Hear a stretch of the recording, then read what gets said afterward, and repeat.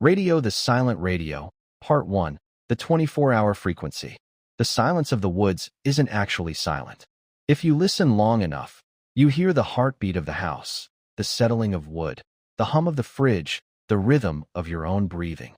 I moved to this cabin to get away from the noise of the city, looking for a place where I could finally hear myself think. I found the radio on my third night. It was tucked away in a crawl space behind the fireplace, covered in a thick layer of gray dust. It was a heavy piece of machinery, all brushed steel and vacuum tubes, with a large glass-covered dial.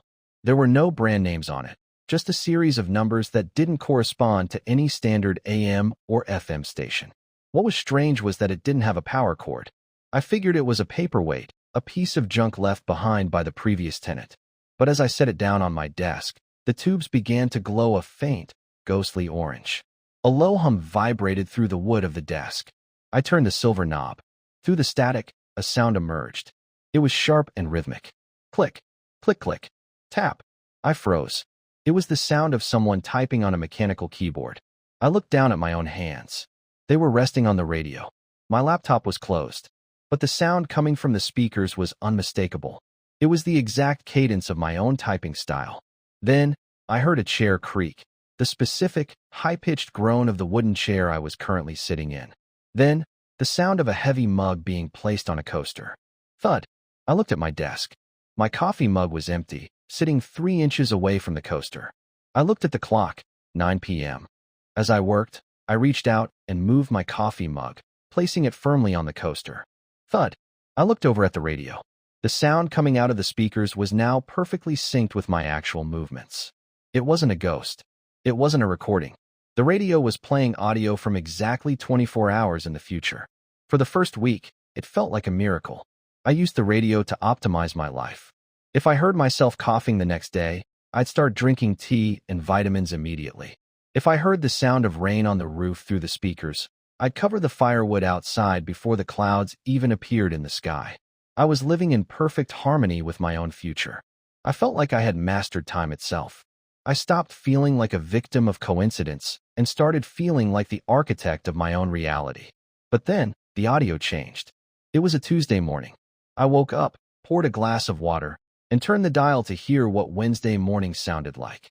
I expected the usual, the sound of the kettle whistling, the floorboards creaking as I stretched, the peaceful birdsong from outside the window. Instead, I heard a vacuum. Not the sound of a vacuum cleaner, but a total, oppressive absence of sound. It wasn't the static of a dead station. It was the sound of a room that was perfectly, unnaturally still.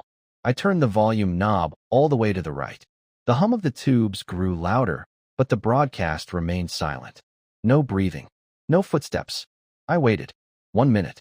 5 minutes. 10. Then, a sound broke through. It wasn't a sound I recognized. It was a heavy, wet sliding noise. Like something large and saturated with water being dragged slowly across the hardwood floor of the living room. Schlick. Drag. Schlick. My blood turned to ice. That wasn't me. I don't drag things across my floor. Then, the radio picked up a voice. It was my voice, but it was different. It was thin, trembling, and reduced to a jagged whisper. Don't look at the window, the radio me whispered. Whatever you do, stay away from the glass. I looked at the window. Outside, the morning sun was hitting the pine trees. The world looked beautiful. It looked safe. But the radio told me that in 24 hours, something would be in this house with me. Something that made me afraid to even look outside. I had 1 day to find out what was coming. And I had 1 day to figure out if I could change the broadcast, or if I was just listening to my own end.